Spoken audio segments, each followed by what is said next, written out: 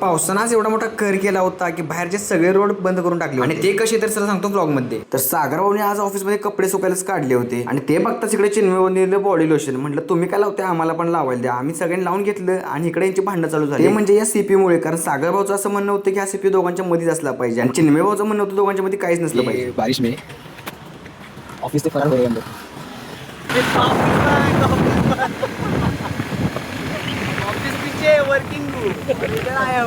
आणि आज पडला होता जास्त पाऊस, तर चिन्मय म्हणले ऑफिसमध्ये बसून जरा कंटाळाय, बाहेर जरा बघून या की किती पाणी. रीलमध्ये तर आम्हाला खूप इकडे पाणी दिसलं होतं, पण आम्ही आल्यावर जरा पाणी कमी झालं होतं, पण पाणी अजून वाढणार होतं कारण पाऊस काही थांबला नव्हता. पुन्हा ऑफिसमध्ये पोहोचलो आणि सर म्हणजे सगळ्यांनी घरी जावा कारण पाऊस खूप पडणार आहे. तर चिन्मय लगेच हेल्मेट घातलं आणि आम्ही सगळे निघालो घरी. तवर इकडे सुद्धा येडीचाळी करायला लागला. आता म्हटलं तुझी येडीचाळी काही बंद पडणार नाही, तर आपण तिथून निघूया. ऑफिसमधून निघालो आणि पाणी खूपच भरलं होतं म्हणून यांच्या पाठून आलो, तर काय आम्ही पण यांच्यामुळे फसलो. तवर इकडे आले अचानक पंडितजी आणि ते भिजू नये म्हणून त्यांना धरली होती सागरभाऊन छत्री. पाणी बघा इकडे एवढं असलं खतरनाक होतं.